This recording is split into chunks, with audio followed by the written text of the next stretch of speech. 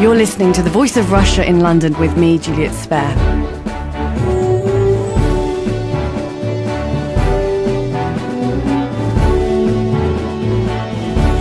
Our discussion today begins with a story. Sophie, which isn't her real name, survived being trafficked from Britain to Italy and France, back to Italy, where she was made to have sex with men to pay off a debt incurred by a man who'd enticed her to the country. The Albanian man had befriended Sophie 5 years before she went to Italy for what should have been a week's holiday, but turned out to be 6 months. Accompanying Sophie in the studio is Cambridge academic and author of Public Opinion in Russia on the Politics of Human Trafficking, Mary Buckley, and consultant Robin Brierley. Robin used to work for the Serious Organised Crime Agency here in the UK. Robin's contributed to the UK threat assessment, specialising in human trafficking. And joining us on the telephone is the Vice President of the Women's International League for Peace Freedom, Martha Jean Baker. Sophie, if you'd like to share your experience with us, please. Yeah, sure. So as I said earlier on, I was 18 when I originally met Cass. We'd become friends over around a 5-year period, and I'd had quite a difficult time towards the last year, and he'd said, why don't we take a break, come and have a nice weekend away, which was incredible, and he was such a good friend. And then a month later he'd asked me to go and spend a week's holiday in Italy. So I went, and to begin with everything was great, and I was really enjoying being there, being in a new country with my friends I'd known for so long. And then 3 days into the holiday, he sat me down and told me that actually I wasn't there just for a holiday, and that he hadn't waited for me for 5 years for me to just walk away and leave, and that actually I was there for him, and for friends and for people that you love you have to make a sacrifice, and I was the sacrifice for him. And he told me that he had €100,000 debt to pay off for a drugs deal that had gone wrong, and then told me that I had to then go and work on the streets to go and pay back his debt.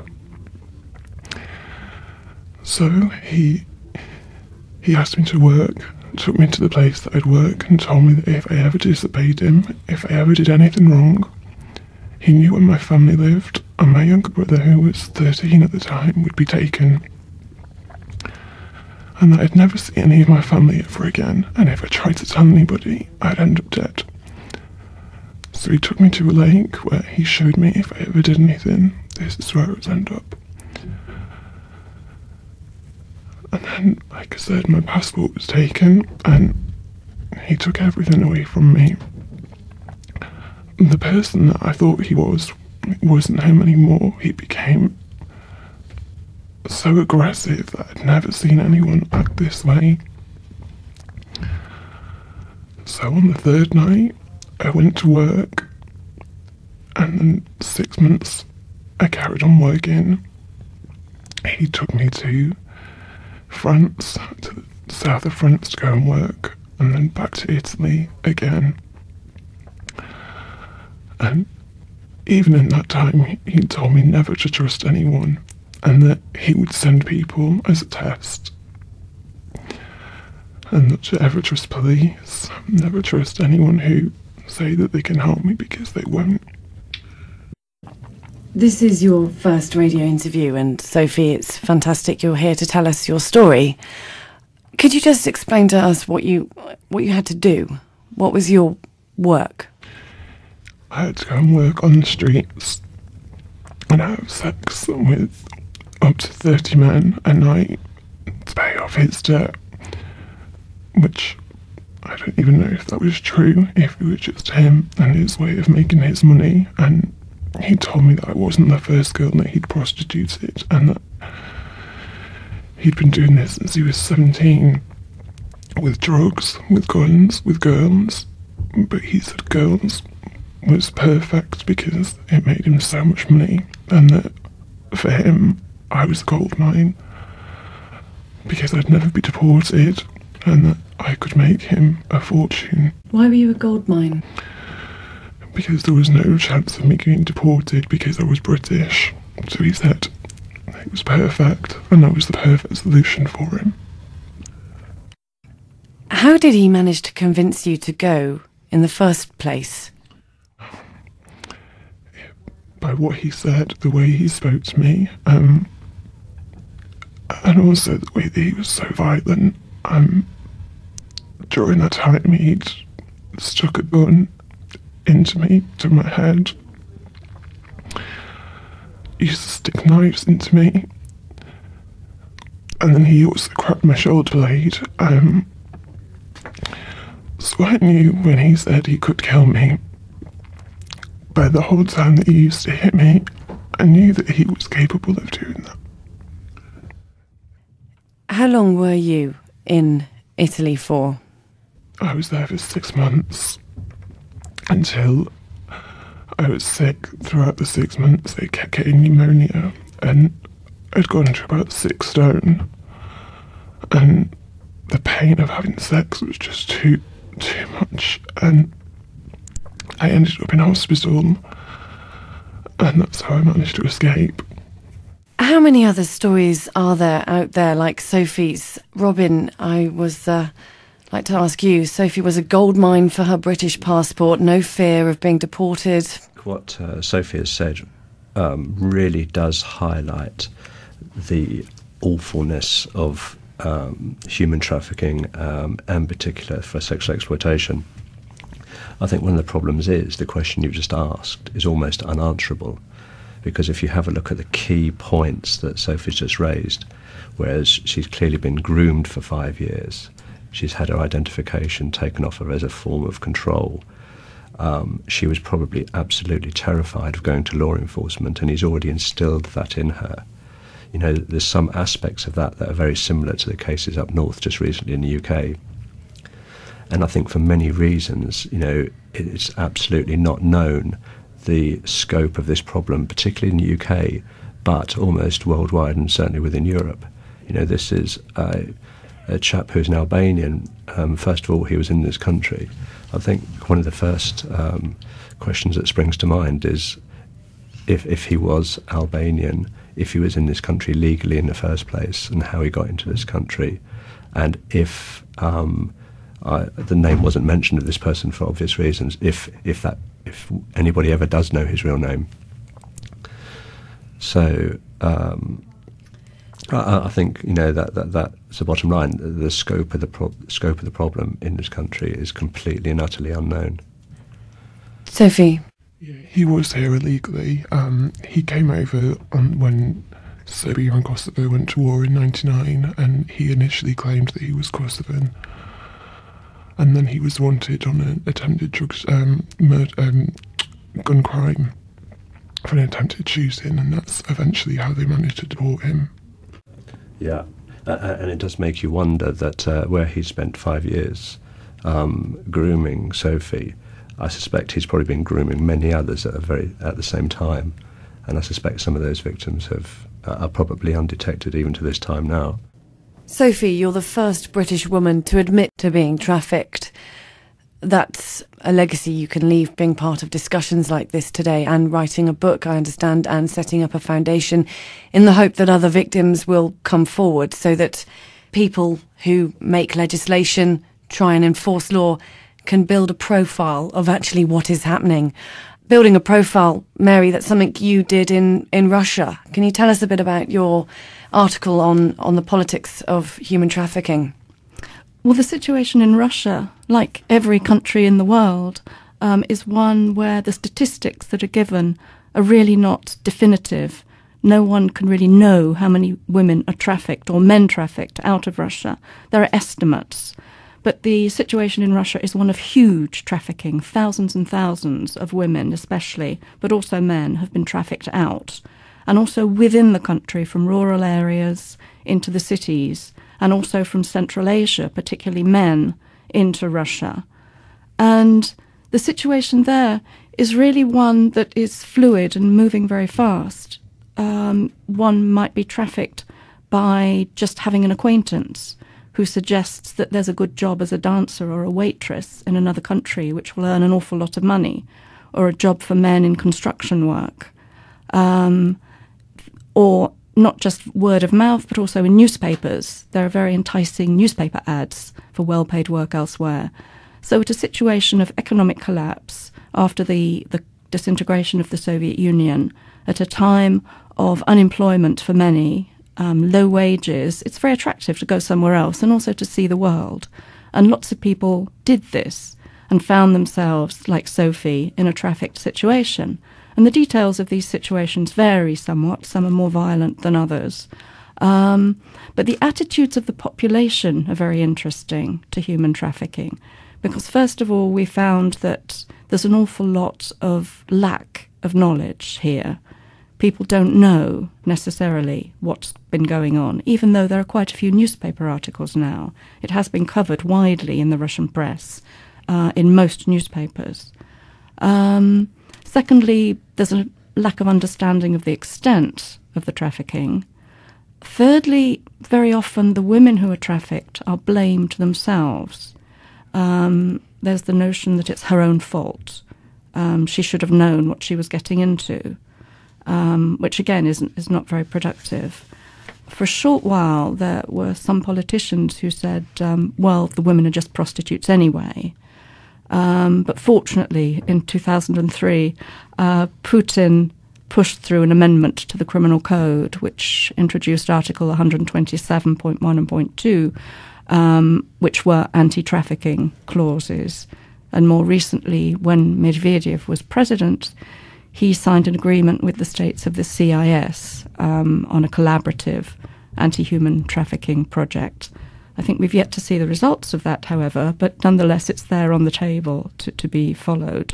You're listening to The Voice of Russia in London with me, Juliet Spare, where we're talking about human trafficking. Joining me in the studio is Sophie, whose voice has been disguised. Sophie's British and was trafficked to Italy. Robin Brierley, who used to work for the Serious Organised Crime Agency and specialises in human trafficking. Cambridge academic Mary Buckley, who wrote Public Opinion in Russia on the Politics of Human Trafficking. And on the telephone, Vice President of the Women's International League for Peace and Freedom, Martha Baker. Martha, just before I come to you on the phone, I just want to ask Sophie, did you grapple with who was responsible for what had happened to you? Is that something you're still grappling with now? Sometimes I struggle with the whole concept of it, but it's actually public perception of it. Was it my own fault, which was a really interesting response, and I've had fantastic support from the public since they've read the book, which has really helped raise awareness. But there is always the handful of people which will blame me and say it was my own fault, which is really difficult. And you know, if it was everybody's own fault, we wouldn't be in such a situation with millions of women and men that are trafficked across the world. So really, it's that perception that really has to change. Martha, we understand the perception needs to change, but obviously alongside that, so does legislation. Sophie's story is particularly interesting in that the press here and we in the UK tend to think of the UK as a receiving country of people who've been trafficked, and don't really, and maybe the case in the north where there were these girls who were groomed, we think of that as an internal issue, but we don't have the consciousness of people like Sophie who've been groomed and trafficked from the UK. So that is a different dimension that personally I hadn't really thought of before.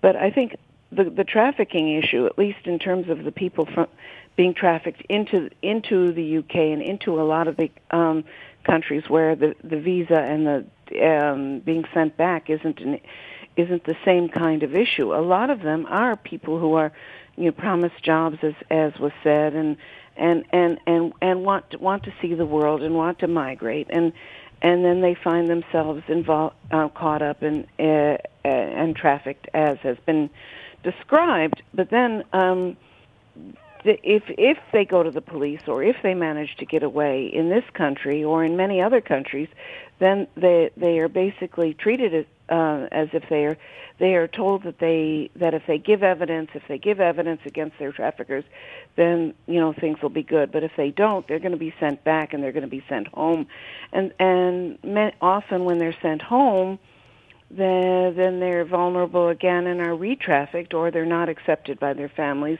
or all kinds of things happen. So it's in part the strict legislation on immigration, which in effect encourages, or if not encourages, makes trafficking an attractive crime for people to get involved in.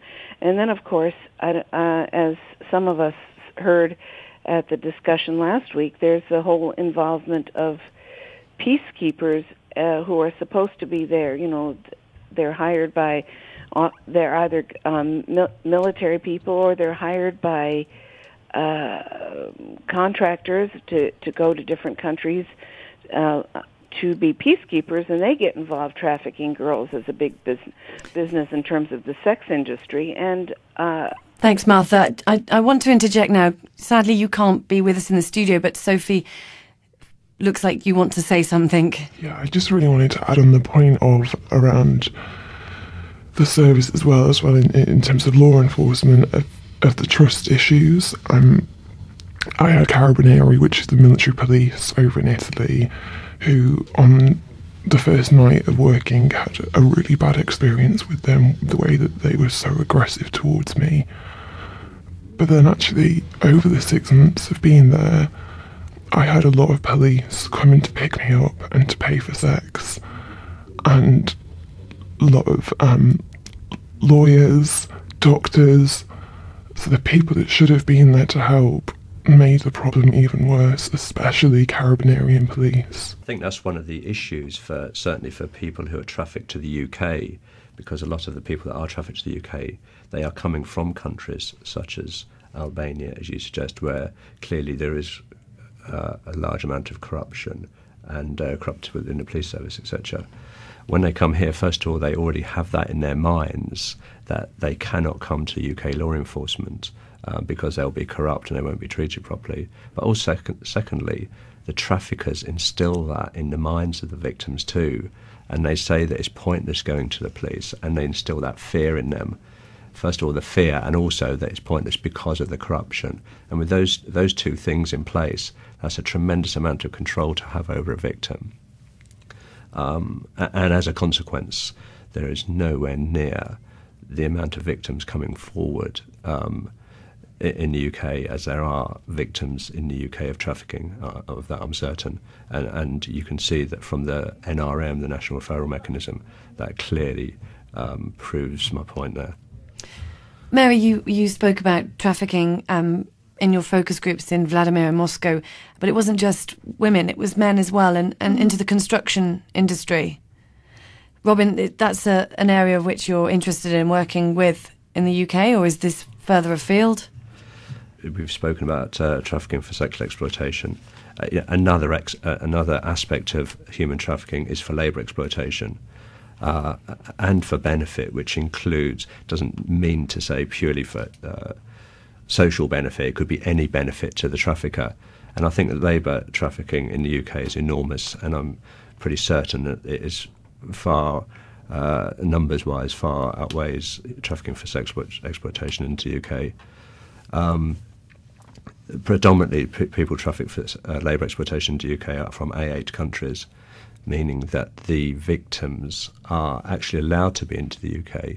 They can travel on their ID cards. They don't need passports to enter the UK. And one of the areas that I'm particularly interested in is the trafficking of the Roma ethnicity. And one of the things that makes a victim of trafficking is somebody being vulnerable in a number of ways.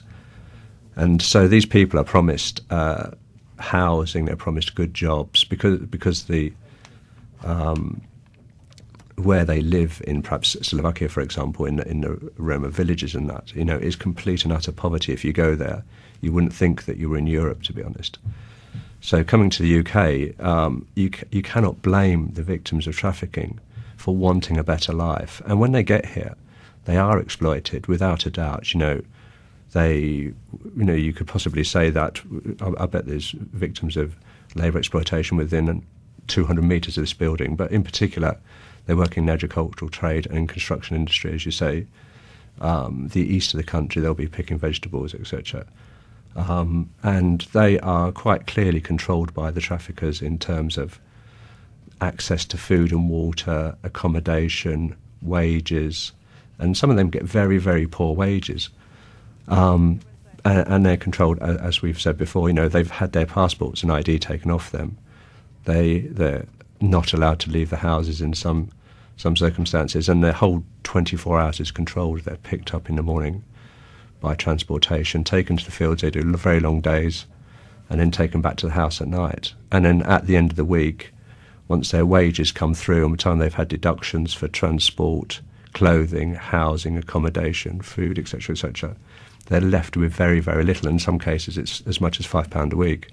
I mean, just picking up on that, there was the issue that was in our British newspapers a couple of years ago about the Chinese workers who were drowned in Morecambe Bay, who had been trafficked in for that kind of work. I mean, basically, it's the laws. I mean, we need to look at how to effectively do this and what kinds of laws we need. I mean, traffickers who want to escape don't want to necessarily be sent right back home. They need time, and if you want them to cooperate and give evidence, you need to give them time, and not just a matter of a couple of weeks, but make them feel safe and make them feel secure, and make them understand what their choices are.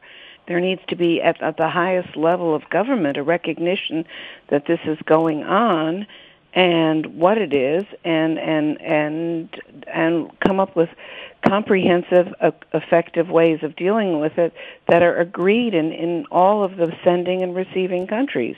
Mary, your article on the public opinion in Russia on the politics of human trafficking, in your conclusion you mention a need for more public interest, along with promoting greater media coverage, education programs in schools, counselling services. This is universal advice. There were 2 focus groups, one in Moscow and one in Vladimir, as you say. This was done through the Levada Centre. Their views, although very different during the course of the focus groups, at the end they came out with general conclusions. As you say, more media coverage, more knowledge about this, more information. And some of them argued for strengthening the family, which is a very sort of old Soviet line, but that persisted as well. And they were also aware the reason why traffickers are very hesitant to approach them is not just that they fear them and they're not sure they can trust them. It's also because they lack the language. If they're in a different country, it makes it very hard speaking to the police if you can't have a common language with them. And on the topic of construction, I think it's interesting at the moment, a lot of work coming out of Central Asia, pointing out how it's no longer women who are the majority of the trafficked, but men. Although sometimes men will arrive in Russia or Kazakhstan in particular quite legally, it's when they get there that they find themselves in jobs like construction, the tobacco fields, the cotton fields, and indeed children have forced labour in the tobacco fields and cotton fields. It's a very serious problem, and withholding of payment, withholding of wages, poor conditions, very often lack of food accompany this work. And they're often treated as, whether they're sex workers who are treated as prostitutes, or the men who come in who are treated as illegal immigrants. This is the big headline in this country: illegal immigrants. And you need to get to the bottom of what's going on here, and how did they get here? Why are they here? And not all illegal immigrants, and I'm using that phrase in inverted commas, are the same. They're a lot of them are, just as you said, Mary. They come in maybe on holiday, and then they end up in being victimized. I think one of the key issues is the raising of the awareness within the public. I think that has to be. I know that we've mentioned legislation. Legislation is important, but I think raising awareness, because I think that absolutely the voting public are the ones that obviously choose the government at the time. And the government at the time obviously make decisions on legislation based on public opinion. Some of the time, for example, rioting, burglaries, car thefts, etc., etc. If you are a member of an organisation, an NGO, or any group of experts on human trafficking, and if you just take one step out of that group, people's knowledge is practically zero. And that's not the same for many other aspects of criminality where there's victims involved. If you talk about drugs, for example, if you're having a conversation with friends or colleagues about drugs, people who are not even involved in the drugs, law enforcement, etc., most people have got a rough idea that cocaine will come from South America and roughly how it gets to Europe, etc. When it comes to human trafficking and smuggling, people have got absolutely no idea. And most people, and that's not just general public, it's CEOs of companies, it's MPs. Ask the majority of people what's the difference between trafficking and smuggling, and the majority of people will not know. And it's that type of ignorance and lack of awareness means that the profile isn't high enough. And if people heard some of these stories, they would be absolute outrage. One thing that is essential for Russia in particular, and indeed all of the East European states, is more NGOs and more shelters that can look after the women who manage to return. There's really a dearth of these. There's a handful, but it's not enough. Now, raising the profile of human trafficking, we have Sophie to thank for that, who's been brave enough to come and join us in the studio today.